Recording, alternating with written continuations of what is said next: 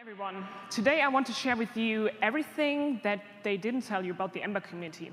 And in this talk, I want to show you what the community in Ember is actually about, also what kind of strengths I have found in the community, and also how we can leverage these strengths to actually overcome any challenges that we might still have in actually growing and still further improving our community. And before we get started, just a few words about myself. Or maybe in a bit. I'm a software engineer working at SimLabs. We are a consultancy that is specialized in Ember.js, Ruby on Rails, and also Phoenix and Elixir consulting. And we offer team augmentation, but also reviews and trainings. Also, I'm a member of the Ember core learning team, and also am one of the editors of the Ember.js Times, which is a weekly newsletter that is provided to your inbox to keep you up to date what is happening contribution-wise in Ember. And let's actually get into the topic. When we think about youth culture and also specifically music culture, we find there are a lot of distinct groups that we can identify easily by their style of fashion and also the way they kind of present themselves to the outside world. And easily, or at least for me, I can really identify with that, being like a recovering gothic kid from the noughties. And no offense if you're still into gothic music, it's actually pretty cool. I can say there is a lot of identity around these specific subcultures that we create for ourselves. And it's more than just this common interest in a specific music genre. It's actually something that you build together, like a community that actually creates something on top of this shared common interest that you have and that actually brought you together in the first place. And personally, I believe it's not only about music that enables people or that kind of induces people to create subcultures. I also believe that actually technology is some place where people frequently actually create subcultures, some subcommunities that have a common certain core belief to it that brings people together. And let's actually have a look at what the definition of a subculture is to better understand what it is about. A subculture is defined as a cultural group within a larger culture, often having beliefs or interests at variance with those of the larger culture. So this actually carries two meanings. First of all, the subculture is still a part of the bigger group. It still shares a lot of similarities with this group and a lot of core interests. But on the other hand, it also is distinct from it. It has some certain beliefs, philosophies, paradigms that actually clearly differentiate itself from the larger group. And being here right now at EmberConf, and just seeing so many people coming from all over the world together to actually share this common interest in a framework and a technology that we all use and love, maybe even on a daily basis, also gives me a sense of being part of a subculture, some kind of group or community that is a smaller picture of the JavaScript community. And therefore, I would proclaim that what is happening here is actually some display of the Emberista subculture, as I heard about, that people in the Ember community refer themselves to sometimes. And it describes a group that is part of the larger JavaScript community that also has, every now and then, different beliefs and different philosophies than the bigger picture. And I wanted to find more out about this very distinct beliefs that we have in this community. And I set out and actually wanted to learn more about how we interact with the framework and also how we interact with people in the group. And with that said, let's actually have a look at how we develop with Ember. How is it actually used, and how has it developed in the past year? When I was thinking about how I could evaluate the usage of Ember and how it's currently how its popularity might look like in the community so far, I was thinking that probably a good place to start is looking at the Npm Registry.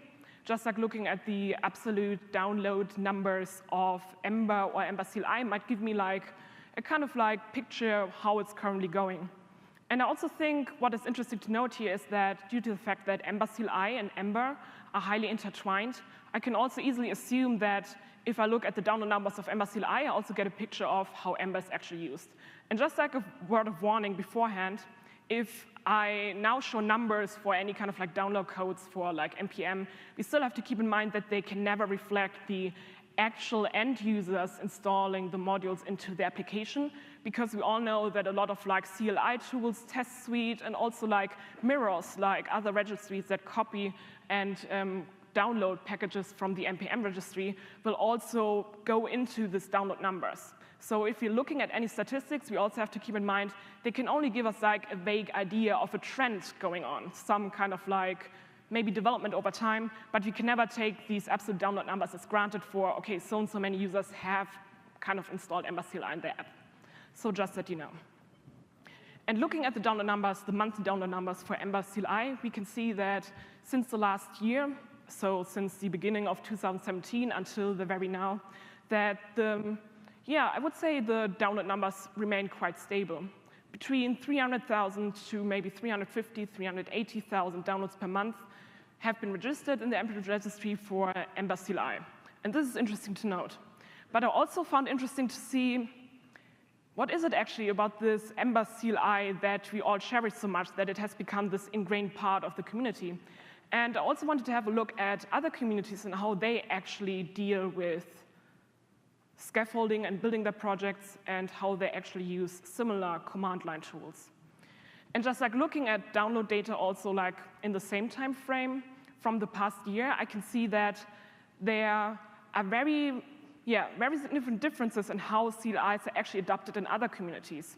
As you can see here in this graph, you can also see that Angular CLI, Vue CLI, and also like React App, one of the projects that helps you to create like React applications, all kind of like don't really hit it off regarding download rates. But on the other hand, Angular CLI, which originates from a fork of Ember CLI, shows that it actually really significantly increases in download rates over time in the last year to almost tenfold of the amount of download rates that it started out with in the beginning of last year. And now you go maybe like, why are you showing us a slide? What does it yet now actually mean?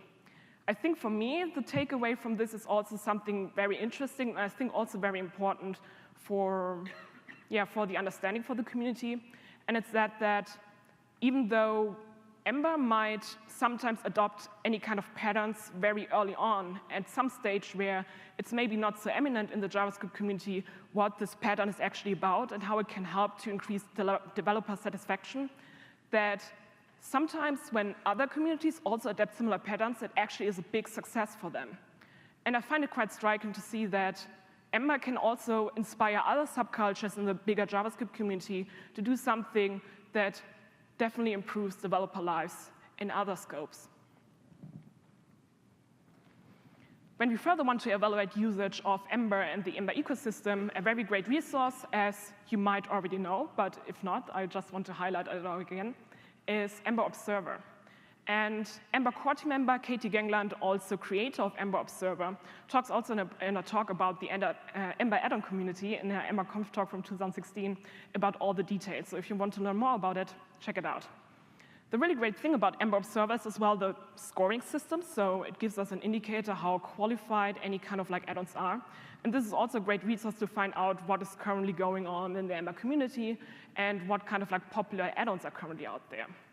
And I just had a look at the top 10 add-ons scored through Ember Observer and wanted to check what download rates are and also how popular they're indicated through GitHub starring. So let's have a look at actually the number of GitHub stars and also how it relates to the number of contributors on GitHub. If you look at the top 10 add-ons scored through Ember Observer, they all have a full score of 10 of 10 through Ember Observer. We can find there are a couple of I would say add-ons that kind of like have a similar number of stars. They sometimes have something about like 200, 500 stars. And we can still see there's like one kind of like big outlier. Ember Data kind of already estimates to over 2,000 stars and also has, compared to the other add-ons, quite a high number of contributors, which is kind of like impressive. And I think we can easily also understand how these numbers can come up. If we also look on Ember Observer, we find out that For example, Ember Data is both an Ember core add-on, something that is maintained by the core team and also is like part of Ember applications right from the start. And therefore, a lot of developers, when they actually try to build their first Ember apps, they will easily stumble upon Ember Data as the default data layer and want to find out more about the project and get curious about what it's about. And this can also facilitate contribution, of course, because everyone knows like, first have to fix the things that are also used on a daily basis, and therefore they get like, curious and interested in the project. If you also have a look at the monthly download rates for the top 10 add-ons, we find that a lot of them actually like even out at kind of like quite a high number actually of like maybe 200,000 until like 100,000 downloads per month. And one outlier that we can also see here is like Ember CLI Babel with like over 3 times the amount of downloads per month. We can see there's quite a significant number, and we might wonder, okay, where does it actually come from?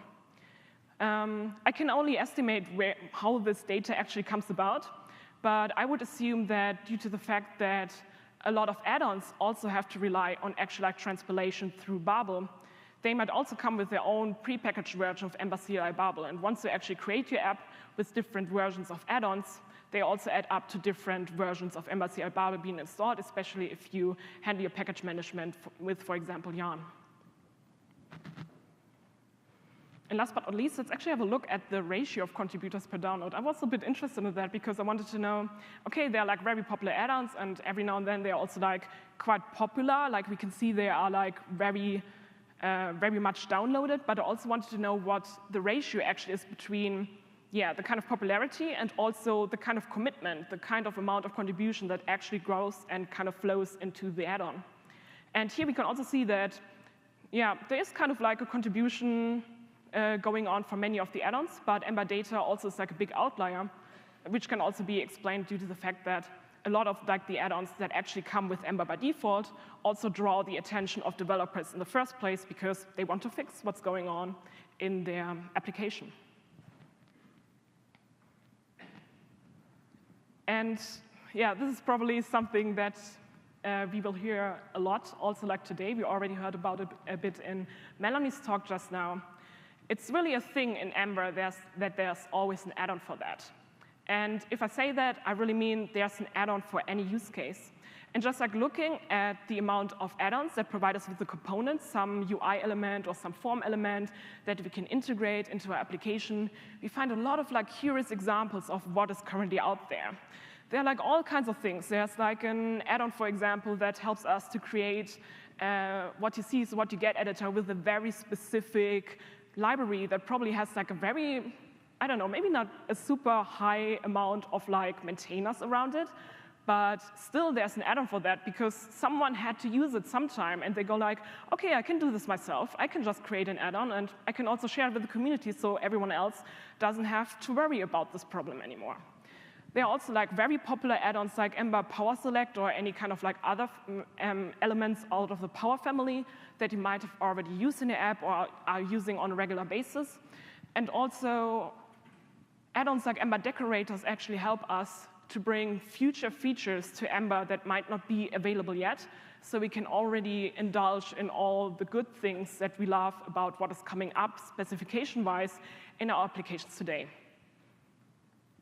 And I really want to bring this point back home, that there's really an add-on for everything. So when I had a look again at that, I also found like this specific add-on that you can Ember install easily via Ember Rickroll. And once you actually integrate this component into your application template, the user will navigate to this page, and what they will get is actually like a Rickroll animation. So this is like, it's unbelievable.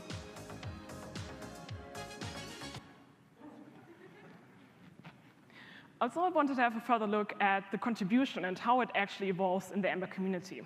So let's have a look at some couple of numbers. If you look at the number of contributors for every kind of like, or for a couple of like the core projects, we can also find there's quite a difference in how many contributors at all time are actually prevalent in the specific projects. Most notably, of course, one of the oldest core projects in the Ember community, Ember.js itself, has a quite high number of contributors with over 700 people ever having been contributed to the project. Other projects that are also quite popular are learning materials, like, for example, the guides, but also Ember Data, as you already noticed earlier, is very popular, as well as Ember CLI being the one go-to that you actually have to use when you want to create Ember applications. Other more younger projects like Glimmer.js and also Glimmer VM are not so high in contributor numbers, but this can also either be explained due to the fact that these projects are actually quite young, and also due to the fact that maybe there is also like a very fast pace at which these projects currently evolve, and therefore it's also limited who can actually just like go in and contribute in the first place. But looking at that, it's quite, first of all, astounding that the number of contributors is sometimes pretty high for the specific project itself. And it also shows that the community really cares about contributing and helping out with the tools that they use on a daily basis. It means how the Ember community actually tries to really alleviate contribution and actually tries to further the interest in making contributions to very core aspects of the framework is the RFC process, with RFC standing for Request for Comments. And what it does is actually providing a way for, first of all, the core team to actually communicate to the community what kind of like interesting aspects might be out there in the community. It also facilitates for any kind of person, not only like the core team, but any one of you who's sitting here to, and also if you're not sitting here, like you could also do an RFC, it's not like that, to actually create your own vision of what the framework should actually entail and what you really need to actually get things done and make your apps even better. And last but not least, it also enables every one of us to also comment on these things and try to craft a proposal together in a very collaborative and not so much hierarchical, but really group-based manner. And there are a lot of examples actually for very successful requests for comments that have been merged in the past years and specifically in the last year. One of these examples is, for example, the Ember unit testing API redo. We will also see a couple of talks like later today that will also focus on that.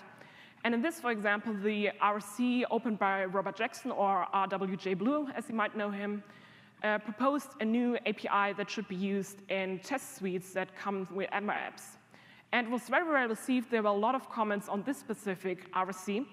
And not shortly after it has been merged at the end of last year, quest issues popped up. And what does it actually mean? A quest issue just like entails kind of like quest, a kind of like story how actually this feature should be implemented. And it also tries in a very detailed manner to actually break down these kind of issues in specific subtasks that other people in the community can easily pick up. Because if we want to make contribution even easier in the community, I think one of the greatest ways to make this possible is actually to enable people to understand what these features are about and also find ways to easily understand how they can actually help. And quest issues are a great start to actually achieve that, to try to communicate to the community how things could actually be done so everyone feels empowered to actually get together and make it happen. And specifically, if you want to learn more about the RC 232, you can also listen to the next generation of testing today by Tobias, and also the talk by Jamie might say more. They will show you a lot about what this is actually about. Just looking at the number of RCs that have been opened and merged recently, we can also see here in the red part that there are actually quite a lot of RCs that are still open and waiting either for your comments as a community or also like for further clarification.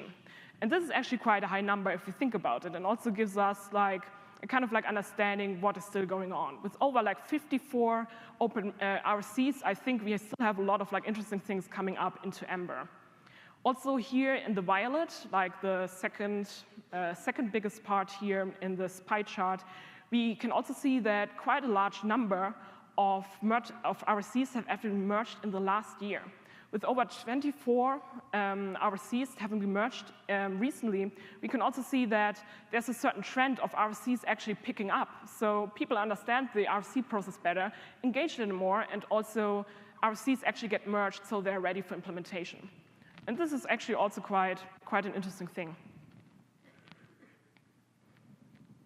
A way for the community actually to keep up to date how RFCs are currently implemented and what the status is of the implementation as the Ember.js status board. You can check it out at ember.js.com status board.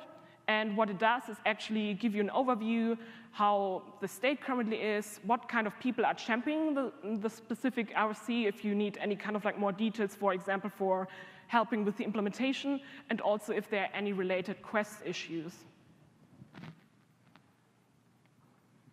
And yeah, this I actually also found really interesting, bringing back home the point that also made earlier about like communities being inspired by other subcultures, is that this request for comments process that is kind of like already picking up in the Ember community also inspired many, maybe not many others, but at least like one other community also to pick it up. And I think it's also worth noting that to see that certain processes that already work great for our community can also show other communities how they can actually work in a more collaborative manner. And I think it's really cool to see that, because it seems to show that it is a successful process that we should further nourish also in the Ember community. Finally, I wanted to have a look how actually communication works in Ember, and also how the Embera subculture engages in talking to each other and actually get together.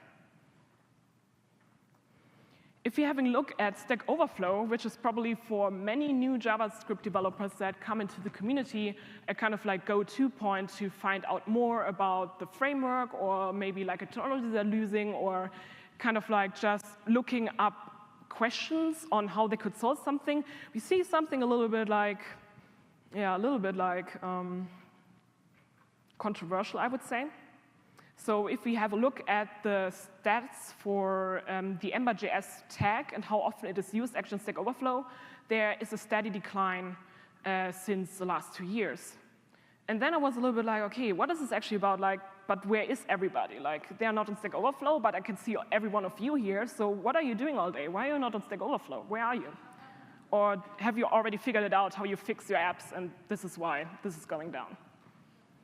I actually found that there are a lot of like other communities where people in the Ember world actually engage with each other. And I find that probably the Slack community is one of the most notable examples of where actually discourse happens in our community. And in Slack, actually, I had a look like at some stats. We already have like over 11,500 members, which is quite a bit. I wasn't aware of that. I only talked to a couple of these 11,500. So maybe I should check it out again. We have over 160 public channels. This is also quite a lot, and this excludes like all the private messages and the private channels. And we also send over 2,700,000 messages, and this is why you sometimes see this thing like the history is deleted because we have so many messages. You know, it's amazing actually to see that so much is going on. And I want to know what actually people are doing all day in that, and also what kind of channels are there. Like 160 channels, what do they all do? Of course, there are a couple of like defaults that you already opt in when you actually join the Ember community Slack, and there are like general or like random, and also like the help channel that is very, very useful specifically for new people to the Ember community to actually ask quick questions that they would otherwise use or kind of like carry over to Stack Overflow and maybe like just have them laying there for like 3 days. It's a very straightforward way, specifically as people are from all over the world and can easily just like jump in to answer the question. And even if no one is online, at least like Lox is online to actually give you an answer. Also, we have a lot of like core and dev channels like Dev Ember and Dev Ember CLI. We also have like a couple of local channels. So if you're from any other kind of part of the world than the US, you'll probably also find like maybe, I don't know, maybe a British channel or maybe like a German channel or some kind of other community that you can engage with either in your kind of like area or maybe like even in your native language. And also we have a lot of add-on specific channels. So if you're using some add-on, you want to interact with maintainers, you can easily do that. And last but not least, the biggest chunk that we could see in the pie chart is called other fun stuff. And I just want to have a look what this actually means. Like, what kind of other channels are there? So as Melanie already mentioned in her talk, there's, of course, a topic accessibility channel and also many other topic channels that you could find in this kind of area.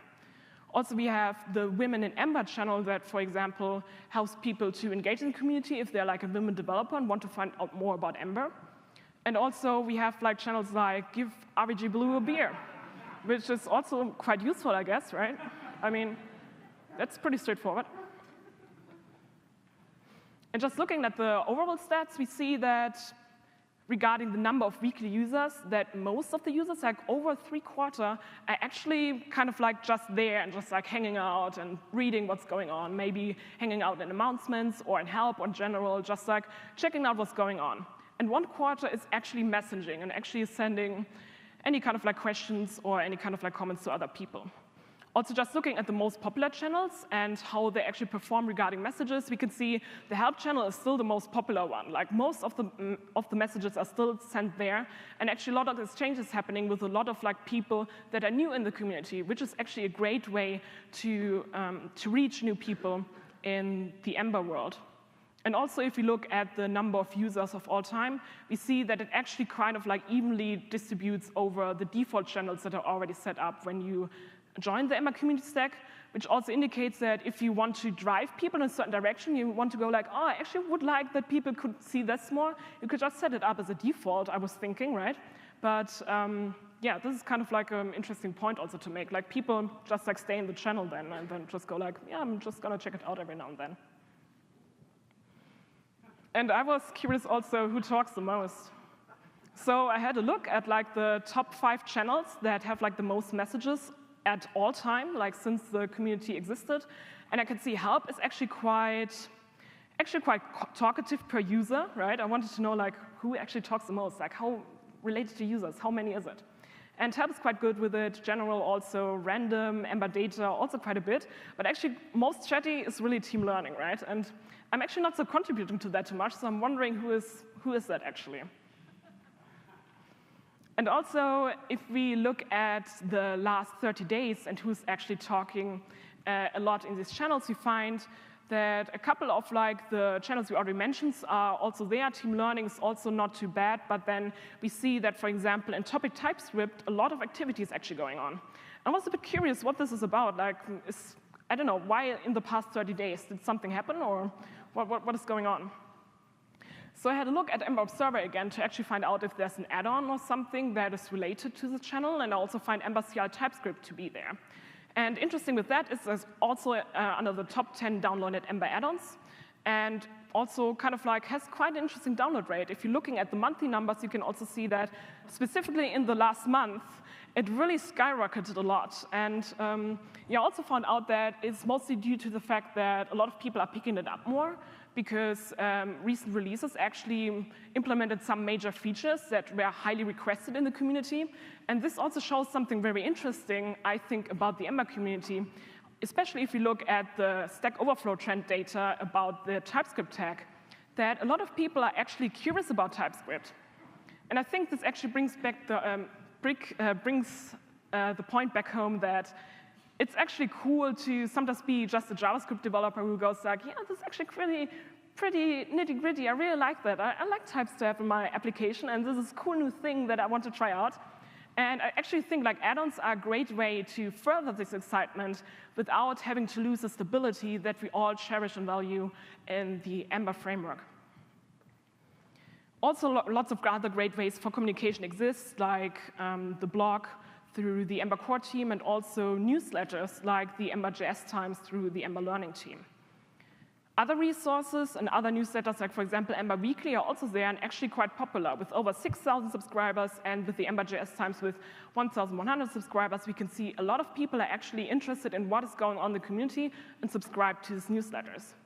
But I also wanted to know if there's more about that. Like, I mean, I subscribed also to a lot of newsletters, like, but what does it actually mean? Are people actually reading that? Are they actually doing anything with the newsletter?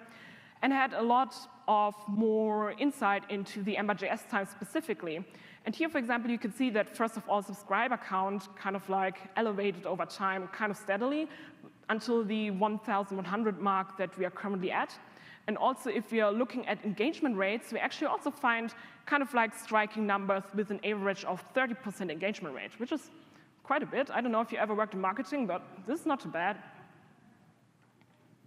And last but not least, I also want to have a look what, for example, the spike that we saw earlier in the engagement rate is about.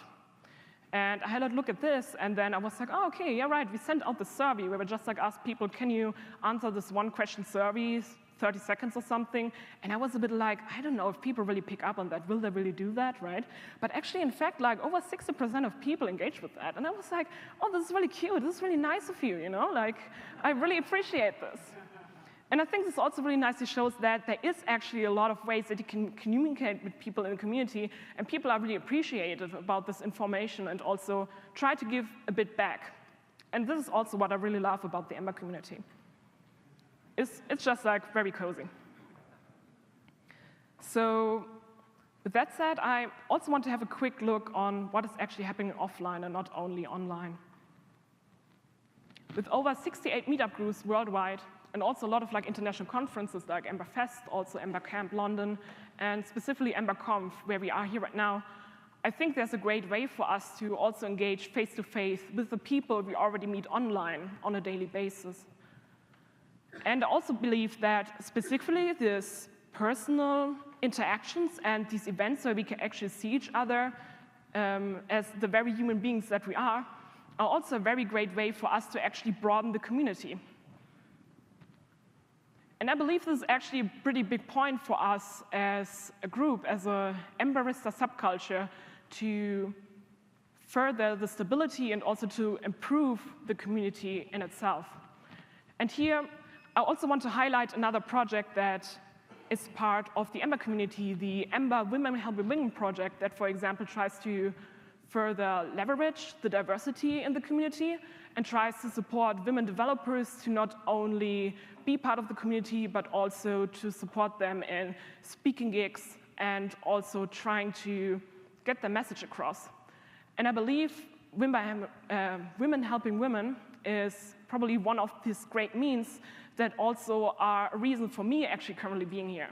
And I would like to see many more of these projects that try to create diversity in our community to emerge, to actually further grow our community as ourselves, and also hopefully to inspire many other JavaScript subcultures to do something very similar to make it a better place in the technology community. And with that said, I just want to sum up what my findings were when I set out to actually find more out about the Emberista subculture. First of all, I found that the Emberista subculture is very inspiring to many other subcultures, and this is actually a really great thing. And I don't want it to change. I actually want it to be distinct from other subcultures at all times, at least a bit, to kind of like create something new that can also be leveraged by other people. Also, I want to see more efforts to actually further excitement. And I think the add-on culture, but also a lot of like cool new features that we saw in the keynote are a great way to actually achieve that.